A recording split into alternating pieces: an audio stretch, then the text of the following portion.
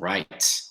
All right, all right, all right. What's going on, gang? So the other night I did a live stream with Hector from Yankees Morning Brew, and we talked about Yankees offseason, and a lot of people participated and give us their insights and kind of we helped start blueprint out their season, right? And see what do they need, why, so on and so forth. So today I'm going to give you my off-season plan for the New York Yankees. Okay, I'll also be putting out a video on what I think they'll actually do versus what I think they should do or what I would do, so we can contrast the difference between the two. Because the Yankees never do what a lot of us fans want them to do, which is why I'm kind of putting out both videos. So, and then I've got MLB free agent predictions coming up and a whole bunch of other stuff. So you know exactly what to do if you don't want to miss these things. Be sure to subscribe to the channel.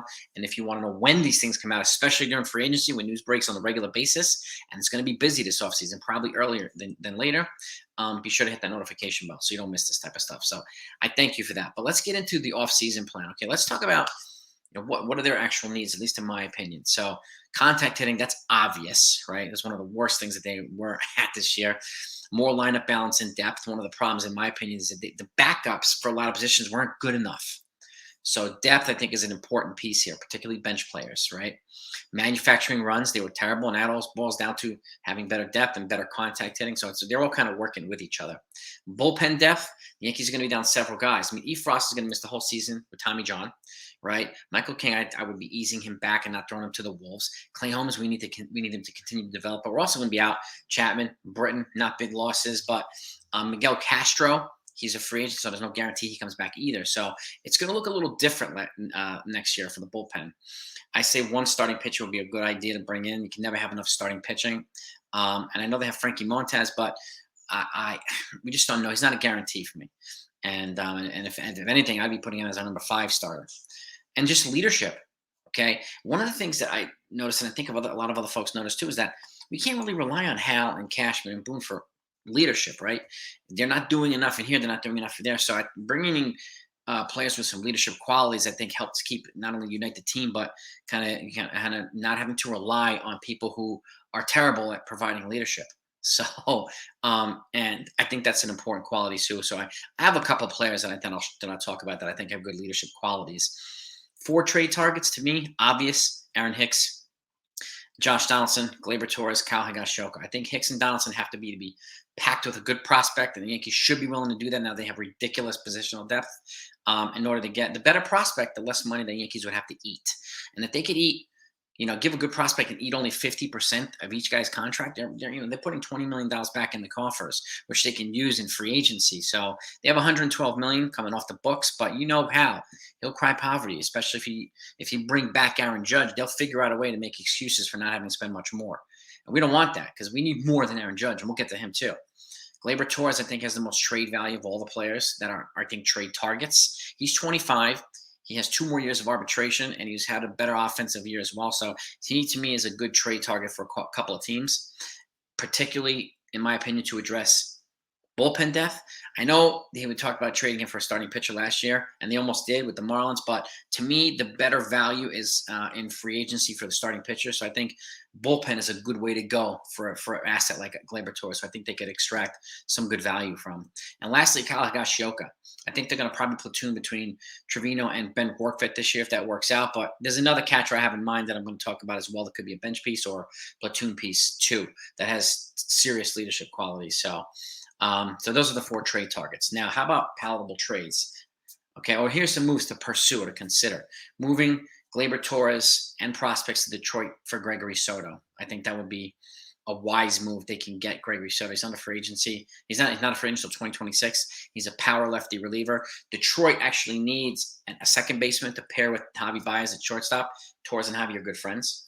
And they need outfielders. So Estevan Florial, let's just say Florial and Everson Pereira. Florial can give him an immediate player in the outfield who just has not been used properly by the Yankees, but he has some pop in his bat and speed and is a good defender. And Everson Pereira, a more long-term project, but he's the Yankees' number 5 overall prospect. Another outfielder too. So Torres and those two, I think, would bring great value, and they can get Soto back. It addresses a big bullpen need. And I would trade Aaron Hicks, like I said, for payroll relief. Same thing for Donaldson.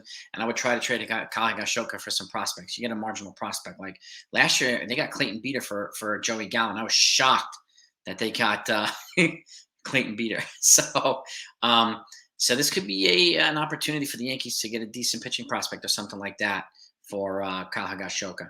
He's older a little bit too, and he's a solid player, but I think he's nothing more than the backup at this point. So moves to pursue. Actual trades, there it is.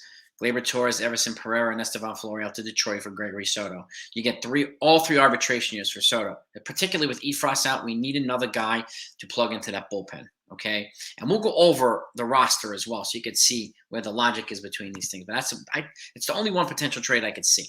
Okay, key free agent targets. Obviously, Aaron Judge are going to try to re-sign him. He should be priority number 1 or 1B.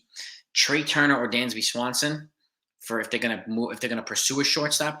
I like Trey Turner only because of his versatility. He could play third, he could play second and short. The versatility is key. And Dansby Swanson, another clutch playoff guy, as is Trey Turner. He's also a good defender. He's a solid clutch hitter, and I think he'll cost a lot less than Trey Turner. Trey Turner is probably going to be the Corey Seager this year. So, and the fact is, like I said before, if the Yankees happen to bring back Aaron Judge, they'll make excuses for not being able to bring in some of these other guys. And so, even though they don't need to, they can bring in a bunch of guys. But will they? We have no idea. Hal needs to open up the checkbook. So, but those are the two shortstop targets. And again, Turner's versatility has an advantage. Next up for the outfield, Brandon Nimmo and Andrew Benintendi for a left field spot. I'm hearing rumors that Andrew Benintendi is not their number 1 free agent target for left field. The only other guy I can think of who has similar productivity, maybe a little bit higher level bat, is Brandon Nimmo, formerly of the New York Mets. Same offensive profile, another good contact hitter from the left-handed side, good defender, and he's got a little bit more pop in his bat too. So I think either one of these guys would be a good fit. You can't really go wrong with either one of them. So, and he's a low strikeout guy, high contact guy. He sprays the ball over the field, as does Benintendi. Starting pitching, Carlos Rodon and Justin Verlander, I think, are my 2 main targets. Rodon's probably the easier guy to get. He's younger, and I think if the Astros win the World Series, I could see Verlander walking one way or the other. I could see, and one reason I say Verlander is because I think Jacob deGrom is probably going to walk from the Mets, and the Mets are probably going to pursue Verlander hard. So if the Yankees want him, they're going to have to strike early with a lot of these guys, which is why I think the free agent season is going to start a little bit sooner, a little bit earlier. It's going to get active a little earlier. So next up, Edwin Diaz and Rafael Montero, bullpen targets. Edwin Diaz, obviously, is the key guy for the Mets, the bullpen. He's the premier closer out there, and he's probably going to land the $100 million deal, as are Benintendi, as are Brandon Nimmo as well. So, or close to it. Now, he's proven in New York. All right, he's shown that he can perform here. The issue I have with him are control problems. He has control problems, and he has one elite year. Then control problems has one elite year, like he did this year. So there's still, and I don't know. I don't know. That's why I like Rafael Montero, who's a setup man for the Houston Astros. He's a power arm. He's 32, and he averages about 96 miles an hour fastball. He's playoff tested, playoff successful, and he'll probably cost half the price of an Edwin Diaz. And could you imagine bringing in like a Montero and a Gregory Soto for the bullpen? That's what I'm talking about. And Anthony Rizzo, obviously, our own guy. He has an opt-out. We're hearing that he's going to exercise it, so it's up to them to either re-sign him or, do something else. If he walks, you could pivot DJ to first base or something like that. So just a thought there. There are other options out there too. Starting rotation, Gerrit Cole, Nestor Cortez, Severino, Carlos Rodon is the 4, Frankie Montes is the 5. Rodon has a little bit of inning limitation thing, so that's one reason I'm putting him down at 4 as opposed to number 2. Cortez has shown that he can be a number 2 here. I just hope he stays healthy. And Rodon is also a lights-out power arm from the left-handed side, which allows us to go righty-lefty, righty-lefty, which I think is a good thing. And Rodon is one of these leaders, one of these gamers, right? It has that breathing fire mentality to add to that starting rotation because Cole and Severino have that, actually. Cole and Severino, add a Rodon, add some of that aggressive, feisty attitude that I think has been missing from the Yankees in a lot of their offensive pieces. So I would add a Rodon if I could do that. Okay. Now, bullpen, here we go. Clay Holmes, Michael King, who's coming back. Wandy Peralta is one of the most reliable lefties the Yankees have had in a while in the bullpen. Johnny Loizaga. Steven Ridings is coming back next year, too. He's projected. He's healthy now. He's building up, and he's a big power arm, so I would expect some good things from him. Lucas Licky, I don't know if I spelled his last name right, but he's the other good, reliable left-handed pitcher. He's good in lower to mid-leverage situations. Wandy's a good high-leverage situation guy, but I think we need 2 lefties in the bullpen one way or another. Ron Marinaccio has shown he's making moves forward or taking the next step forward. There goes Rafael Montero, Lou Trevino, and who's been a pretty solid piece for the Yankees since coming here with Frankie from Oakland. Domingo Herman, one of the long relief guys, and again, Gregory Soto. There it is, my new lefty, my new righty, and we'd have three lefties in the bullpen if I had my way. But I'm not the Yankees GM. But that's what my bullpen would look like. I think it would be a very, very good, solid, game-tested bullpen. So, and my lineup would look something like this. Brandon Nimmo in left field leading off. Okay, as a good solid leadoff option, or Benintendi. Harrison Bader, I would bat second. He'd be my center fielder. Trey Turner, if we get him, I'd be batting him third. Let's just say he plays second base, which means Judge walks. I have Judge projected to walk, okay? And keep in mind, too, it'll be a highly controversial decision, but this is why Hal has Brian Cashman, to absorb all that hate, all that venom for him, so that he doesn't have to do it himself. Cashman is a master at absorbing hate and venom. Like, people just hate the guy. They want it to be eaten by grizzly bears and alligators, right? But this is one reason why he's here, because he does what Hal wants and he absorbs that stuff. And he does it without even caring. And Boone doesn't do it as well as Cashman. He puts his foot in his mouth sometimes too, but this is where Cashman's kind of like the ninja there, which is one reason why they love the guy so much. As much as fans hate the guy, I totally get it, but that's one reason why Hal loves the guy. But keep in mind too, the Mets won the offseason last year, right? And they also won the headlines in New York. If let's just say Judge walks, even if he goes to the Mets, which I don't see happening, but winning the offseason doesn't mean you win a World Series. That's exactly what happened with the Mets. The Yankees went further than they did with a lesser lineup into the postseason. That matters. So back to this. Trey Turner at second base, batting third. Anthony Rizzo at the cleanup spot at first base. Giancarlo Stanton DHing, batting fifth. Oswaldo Cabrera in right field, batting sixth. Okay. IKF, he was probably going to be here. He's at last year of arbitration, unless they move him for something, unless they position somebody else. Let's just say he's batting seventh at third base, where he's better defensively. Oswald Peraza, the starting shortstop. Okay. And then you can see Jose Trevino and Ben Rortvedt at the catcher, batting ninth. That's what the lineup will kind of look like. They'd be really, really strong up top and have a lot more athleticism, versatility, much better defense across the field too. So, and some gamers in there as well. Now, the other piece here is the bench, okay? DJ LeMahieu would be my utility guy. He'd be kind of all over the place. And my concerns with him staying healthy. So he's a guy like Stanton who needs a regular rest day at least once a week, okay?